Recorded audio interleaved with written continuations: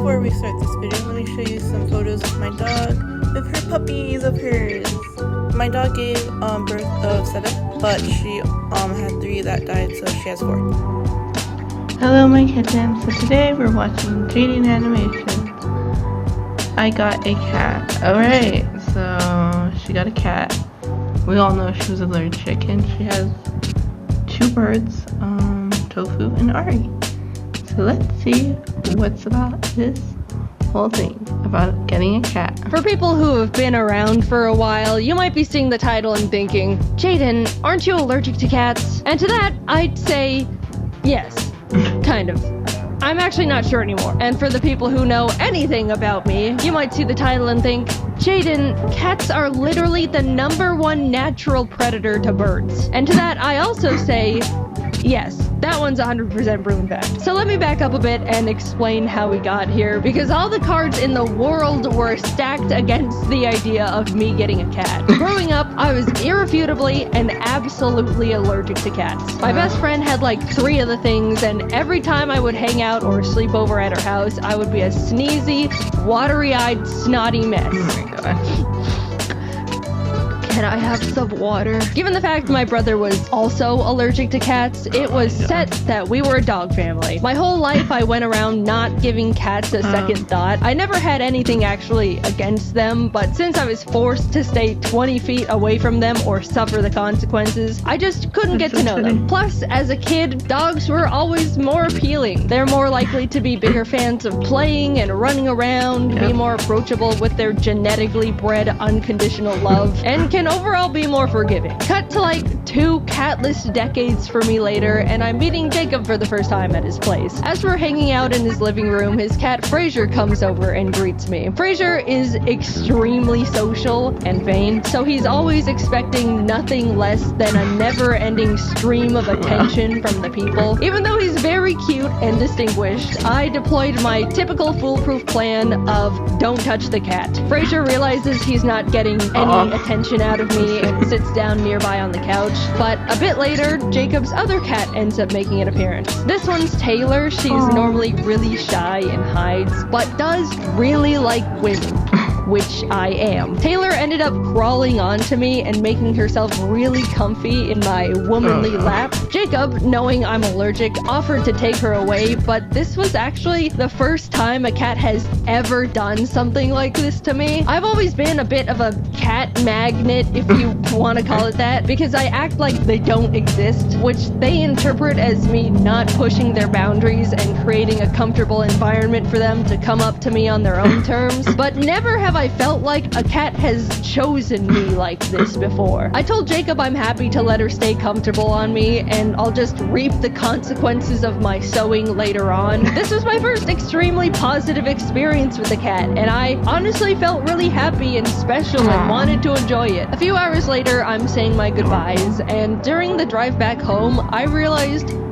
I was completely fine. No sneezing, no itchy eyes, straight up nothing. I was so confused and curious. Thus, the start of my little cat experiment began. Every time I went over to Jacob's place, I would let the cats be as social as they wanted with me. If Taylor wanted to sit by me, I'd let her. If Fraser wanted attention, I would pet him. At one point, while we were watching a movie, Taylor literally decided to lay down on my neck, filling every one of my breaths with cat dander and hair. And you know what happened? No reaction. Not even a little drip of mucus.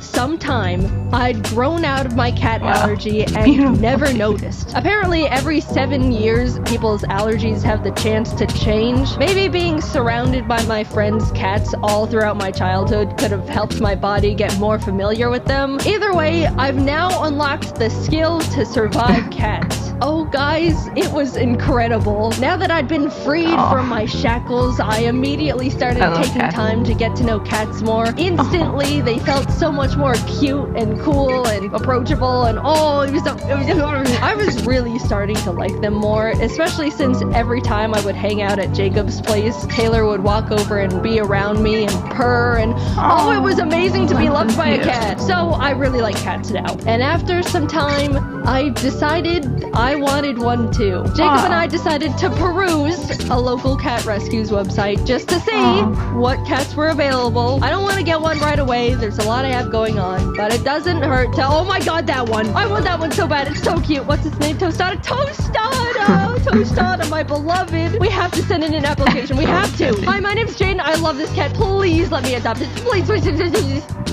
What? You guys know me. I'm weak-willed and impulsive. My first mistake was liking cats to begin with. The rescue Alright, that would be me probably if I really wanted a cat. Sadly, my sister's also allergic. So I can't get a cat yet. out a few days later for a cat screening interview to make sure we would be a good fit to be cat parents. After being approved, they told us we could pick any cat we wanted that was in their care. Of course, I asked about Tostada, but we were given the unfortunate news that she had already been adopted. No! We looked at the other cats available on their website, but unfortunately none of them really stood out to me. The rescue ended up inviting us to a little Meet the Cats event they were hosting where we could see all the cats they had up for adoption in person, which was awesome because that was actually the first time I'd ever actually seen and held a kitten before. It was amazing. But as cute and tiny as they all were, there still wasn't one that called to me. I pried Jacob away from the kittens, headed home, and we started waiting. Every day I would check the rescue's cat list to see if any new ones caught my eye. I didn't even know what I was looking for, but waited for the universe to send me my perfect cat nonetheless. One morning I refreshed the page and saw one new kitten added. A tortie they found in some dumpster named Scrabble. Aw, Scrabble. The start of another day. I wish that I could say everything is so With the biggest eyes and forehead I'd seen in my life. Something about this bizarre little creature called to me. I messaged the rescue about Scrabble and they told me she's available, putting me in touch with Scrabble's foster parents. Every day they sent me new little pictures of kitten Scrabble, and every photo I felt more and more in love with her. She seemed so silly and playful, and those eyes. We got on a video call and they told me all about how big of a personality she has. Out of the 5 other kittens they were fostering, she was by far their favorite. The whole time we were talking, Scrabble was flipping around in their arms and looking at the camera with her giant orbs. I left that call knowing I found my cat. I needed to have little kitten Scrabble. Meeting her in person only cemented it. She was shy at first, but after flinging around her worm toy, she immediately started hopping around and being the life of the party. I talked a lot to her foster parents and they just gushed about how they wish they could keep her since they all loved her so much. Even though the rescue called her Scrabble, obviously that was more of a placeholder name. The foster parents called her Cammy, but neither of those really fit to me. However, I knew one name that I liked. Tostada. Yeah, I stole another kitten's name and pasted it on mine. So what? Really? Big deal. Tostada is a great name. My Tostada is way more of a Tostada than the other Tostada anyway. Look, I would have left with little Tostada in my arms that moment if I could. But unfortunately, Jacob and I were going out of town for 3 million weeks and had to wait to take her home until after we came back. She was all I could think about the entire time. I was shoving Tostada photos in everyone's face every chance I got. The foster parents were sending Tostada updates every day. I was overflowing with yearning for this cat. She was growing and learning about the world without me. Take me home to my child. Literally, the moment Jacob and I landed, we drove straight from the airport to the foster home to pick her up. I could not wait. We arrived home with +1 Tostada. I couldn't believe it. I have a mammal now. And sorry, other mammal owners, but it's the best mammal in the whole wide universe. Jacob and I spent the entire day playing with her, letting her get used to her new surroundings. She was so cute and so tiny. Here's a video of her eating wet food with a big old chomp. As someone who's owned birds for 7 years at that point, it felt so strange to have a pet that was significantly less fragile and also draws significantly less blood. You mean this thing can't fly up and get hit by the ceiling fan? Insane! I've had Tostada for a while now. She's 2 years old at the time of me posting this, and let me tell you, this thing has become a creature. First of all, eyes still giant, and she never blinks. Look at this. She was sitting on my desk looking like that long enough for me to notice, get my phone out of my pocket, pull up the camera app, put the camera in her face, and take a photo.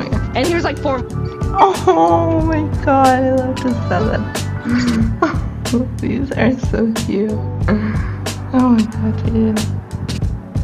She is also not that smart. I'm sure you can deduce that by how she looks, but this thing has a single brain cell and it's just another version of herself up there with a joystick. Jacob and I are fully convinced she can only form a few thoughts a day and only in single word nouns. Evidently, Tostada is also very scared of everything, always has been. Loud noises, quiet noises, no noises, movement of any kind. Even Jacob, a person she's been around all her little life post-dumpster. There's been times where he'll be at his desk, moves his chair just a smidge, and she's darting out of the room. One time we were trying to explain to some friends how skittish she genuinely can be, and demonstrated it by grabbing a toy literally in front of her, raising it up a bit, lightly dropping it on the floor, still in front of her, and she bolted. You know how cats are genetically built to be good at balancing? Well, Tostada can't even do that. She trips and falls and misplaces her feet all the time. On multiple occasions, she has tried to walk across my L-shaped desk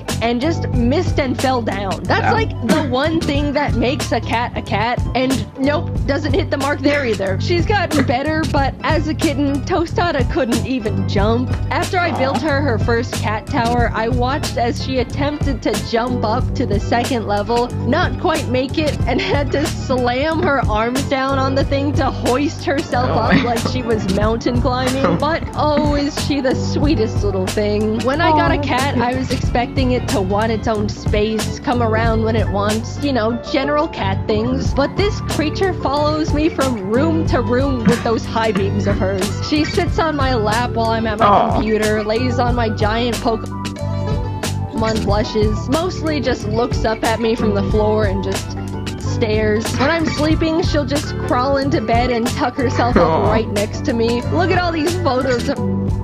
Oh, these are so cute.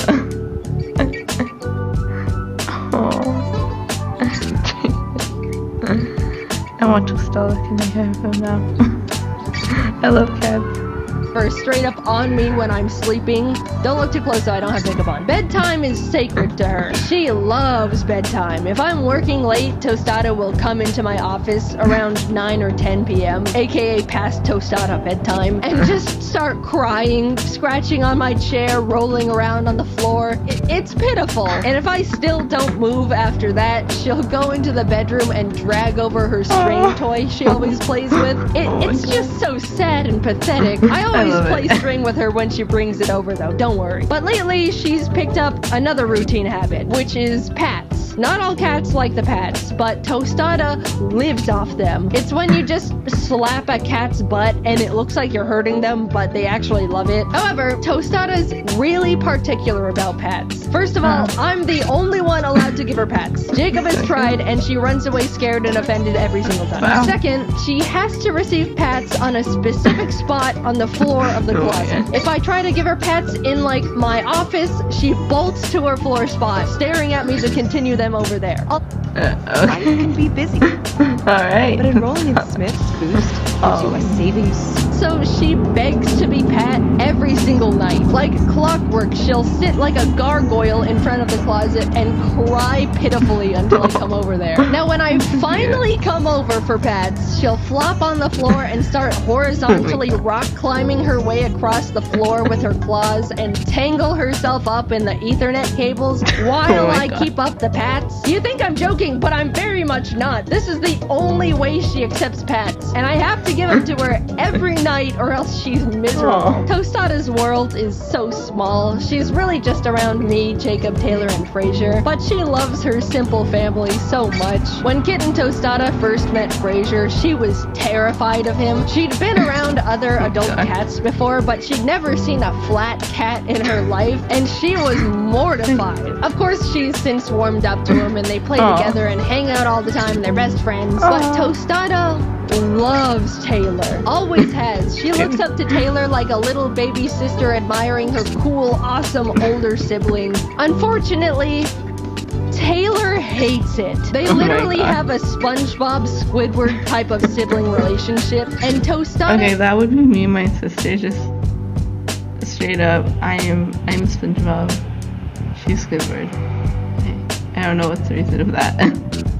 Is so oblivious to it. Taylor has annoyingly swatted at Tostada so many times just for existing around her that Tostada now thinks it's a fun little game they play and will start chasing and swatting back at Taylor happily, not understanding Cat's social cues. Of course, never in a way that's too far, but just enough to get on Taylor's nerves even more. Between the three of them, they all have such different little personalities and relationships to each other. It's made our lives so much more entertaining. And to anyone concerned about the birds, don't worry. I've got Ari and Tofu very separated from the cats. They're safe in their own blocked off room connected by a double door system that ensures no possible interaction between bird and cat. If anyone is thinking about getting cats and birds as pets, it is possible, but just make sure the two are very separate, especially if you have smaller birds like conures or budgies. I'm sure there's people out there that have trained their cats to be fine around a pet bird, but to me, all it takes is one accident or attack for you to just not have a bird anymore. Plus, having the two of them takes a huge amount of time and commitment. I've said it before and I'll say it forever. I love my birds to death, but they do not make good pets for the very large majority of people. In terms of allergies, I do think I was originally still a little bit allergic to Tostada, ironically. When I first got her, I was sneezy and sniffling. Nothing allergy pills couldn't fix, and it never was as bad as my original cat allergy, but I think I've been growing out of that one too, because nowadays I don't have any reaction to her at all. Bodies are a mystery. I am building my immunity to everything.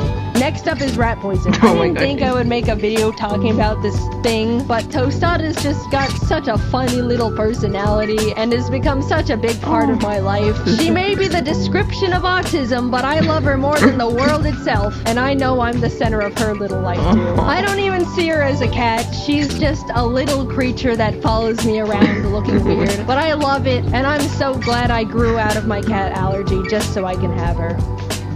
It really has been so different owning a cat, mainly because I know Tostada won't just bite me at any given chance, unlike some avian creatures. Thanks for watching the video. Heads up, I'm going to be announcing new merch again soon, so be on the lookout for that. The last drop went so well, and I'm really glad that so many of you guys enjoyed it. I'm so excited to finally be getting back into making fun merch, and it really helps me out a lot. Alright, sorry, thanks. Anyway, I'll talk to you later. Bye-bye. Alright, bye my kittens. Also L cartoons. She also had a baby. Yeah. And I guess that's all I was talking about.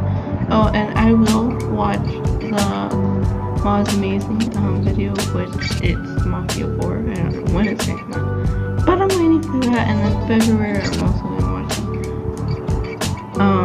another video.